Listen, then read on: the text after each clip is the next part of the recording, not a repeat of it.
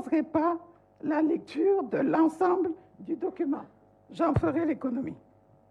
Je demande l'indulgence de mes collègues ici présents, présidents de commission, en leur disant que toutes leurs recommandations sont dans le document remis au président. Il y en avait qui avaient peur qu'on fasse des coupures. Je commencerai par la commission économique et sociale, présidée par le président Baïdy Agne. Cette commission a été divisée en 4 sous-commissions.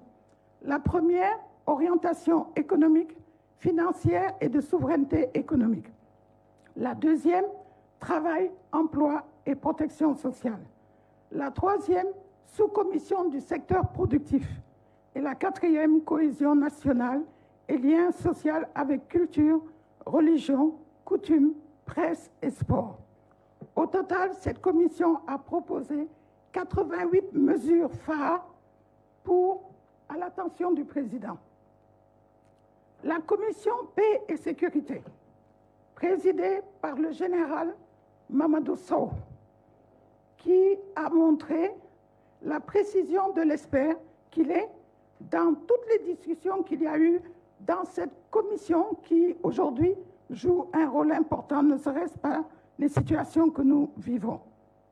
Ils ont donc proposé, entre autres, l'adoption d'une stratégie nationale de sécurité intérieure, la gestion des frontières, la sécurisation des signes d'orpaillage, la gestion et le contrôle de la communication digitale, le regroupement des 2 principales forces de sécurité, police et gendarmerie, entre autres.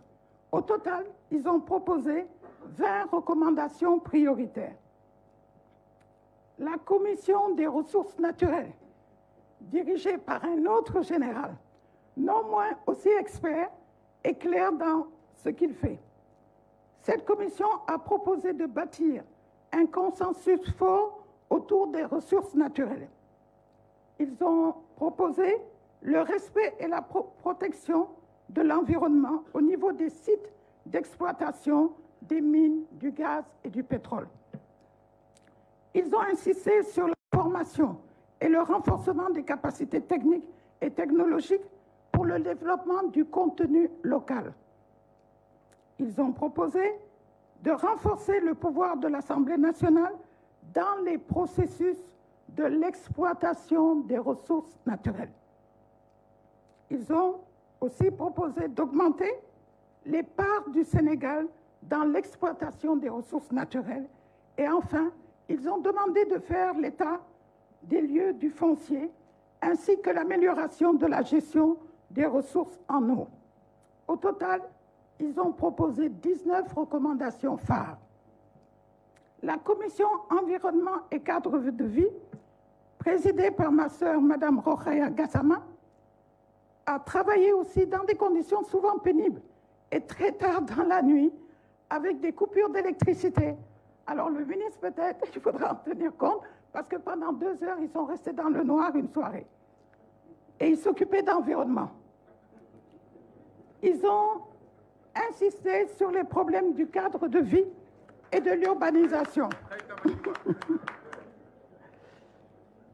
Ils ont insisté sur la protection de la nature, les risques et les impacts environnementaux, le problème de la mobilité urbaine que nous connaissons tous à Dakar, mais surtout l'introduction de modules de formation dans le domaine de l'environnement et du cadre de vie, et ils ont fini par des recommandations générales. Au total, cette commission a proposé 38 recommandations. Commission de la modernisation de l'État. Notre imam et frère, Monsieur le gouverneur Jakaria Diaw. Jakaria, en orfèvre de l'État, a proposé plusieurs recommandations. Et ces recommandations suivent d'abord au titre des institutions constitutionnelles, ensuite par rapport au fonctionnement de l'administration publique, au titre des ressources humaines, au titre du système de contrôle et finalement au titre de la lutte contre la criminalité économique et financière. Cette commission a proposé 42 recommandations. Commission décentralisation et territorialisation des politiques publiques, présidée par l'ambassadeur Seydou Nourouba. Cette commission demande de compléter le cadre juridique de l'acte 3 de la décentralisation. Il demande aussi l'opérationnalisation du concept de territorialisation des politiques publiques et demande de poursuivre les réformes de la décentralisation et finalement de promouvoir la fonction publique locale et de renforcer l'accompagnement des collectivités locales par les services techniques de l'État. Cette commission a proposé 15 recommandations générales.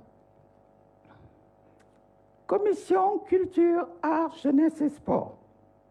Le président Agnès vous a expliqué tout à l'heure les changements intervenus.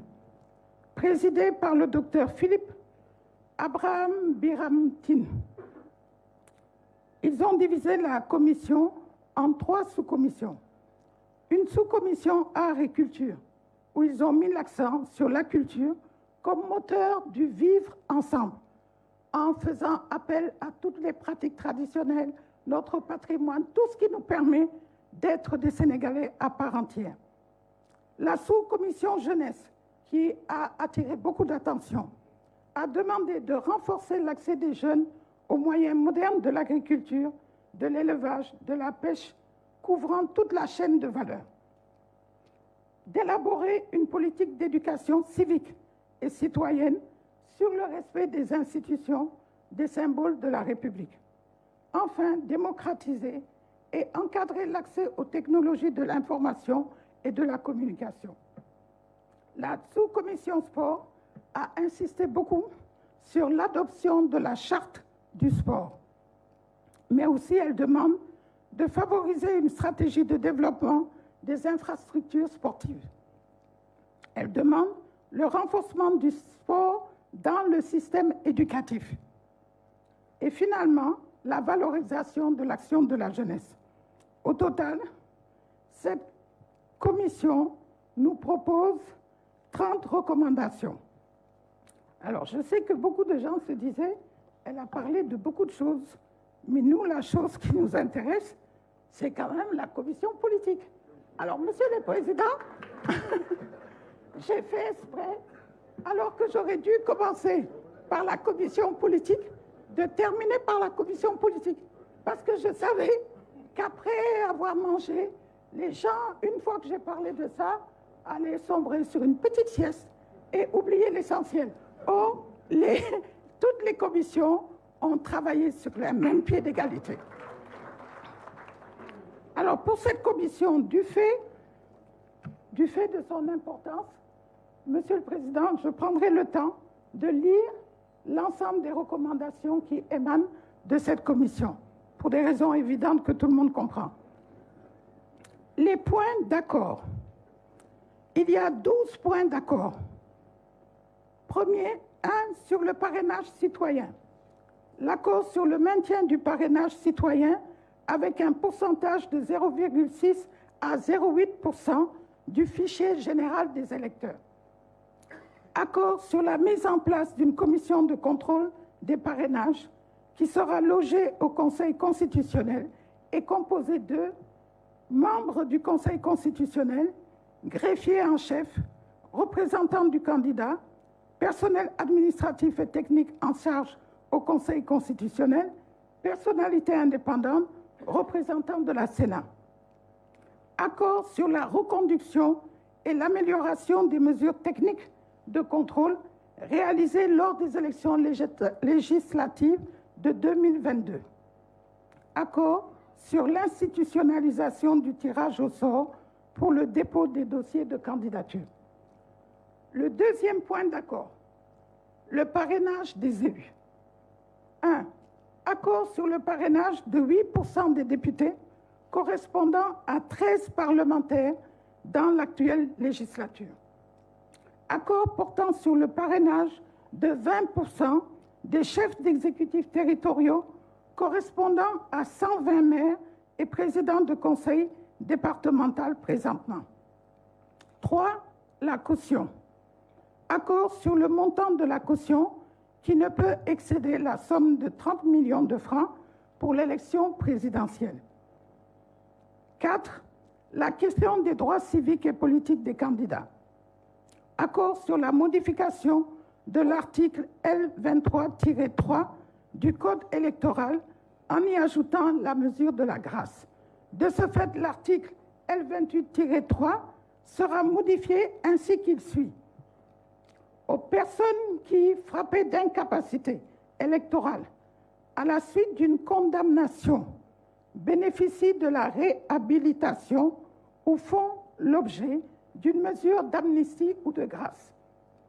Pour les personnes bénéficiant d'une mesure de grâce, l'inscription sur les listes électorales ne pourra intervenir qu'après l'expiration du délai correspondant à la durée de la peine prononcée par la juridiction du jugement, s'il s'agit d'une peine d'emprisonnement ou d'une durée de 3 ans à compter de la date de la grâce, ou s'il s'agit d'une condamnation ou une peine d'amende.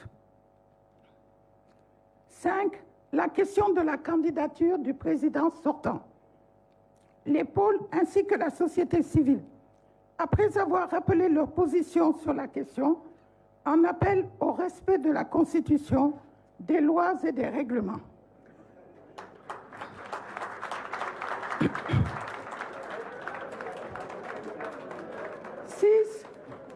La modification de l'article L29 du Code électoral. Accord sur la modification de l'article L29 du Code électoral.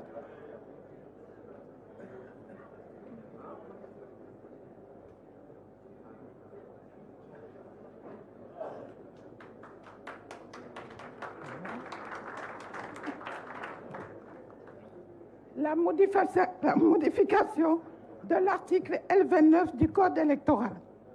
Accord sur la modification de l'article L29 du Code électoral en y intégrant la limitation de l'inéligibilité permanente. L'article L29 sera modifié ainsi qu'il suit. Cette interdiction d'inscription sur les listes électorales ne concerne que ceux qui sont condamnés pour crimes, trafic de stupéfiants et pour des infractions portant sur les deniers publics, à l'exception des cas prévus à l'article L23-3 du Code électoral.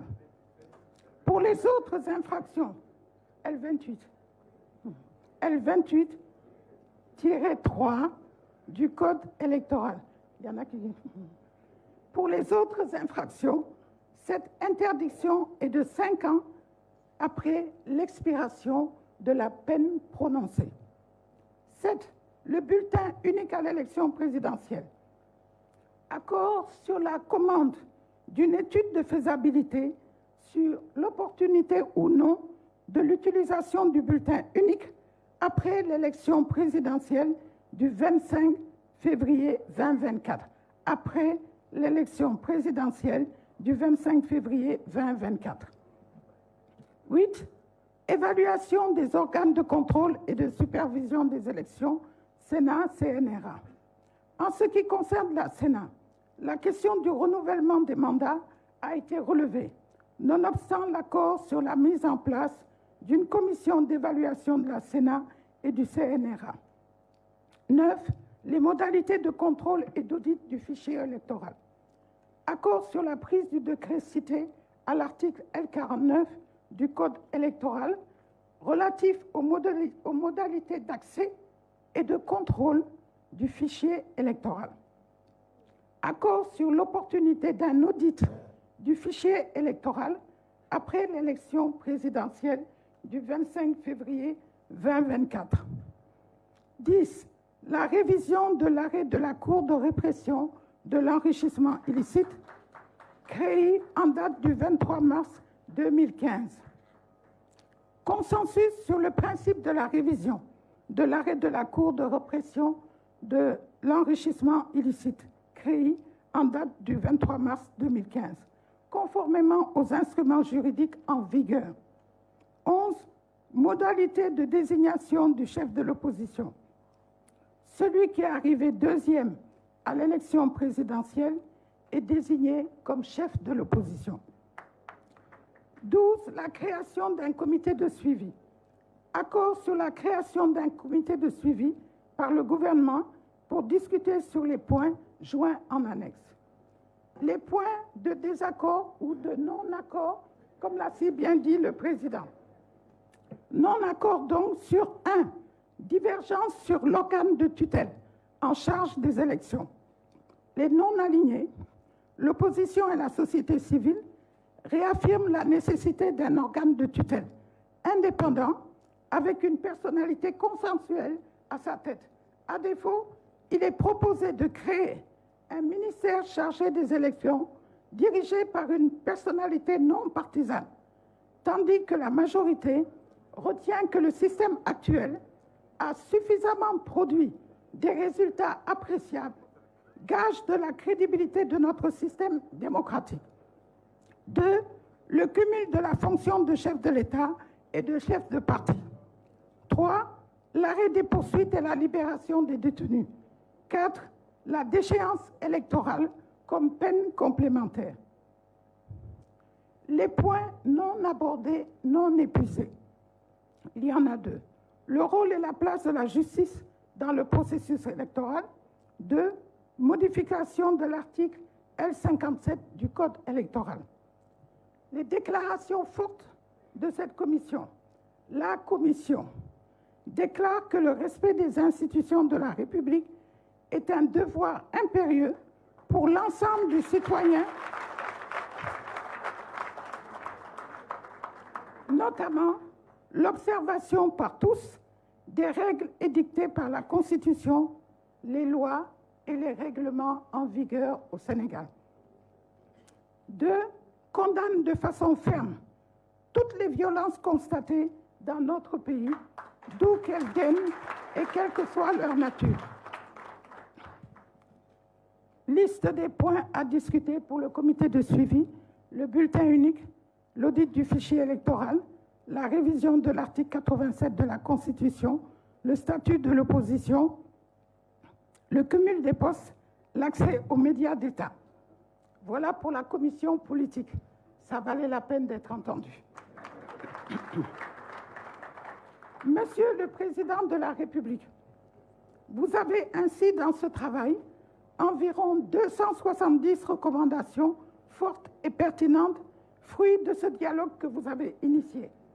Ces recommandations, adossées à des axes prioritaires, sont susceptibles de contribuer au processus de développement économique et social de notre pays, mais aussi à sa paix, à sa sécurité et à sa stabilité. J'ajouterai 2 points forts, unanimement ressortis lors des réunions de restitution. 1. La forte demande pour un retour au service militaire obligatoire. 2. La mise sur pied d'un comité de suivi inclusif de la mise en œuvre des recommandations.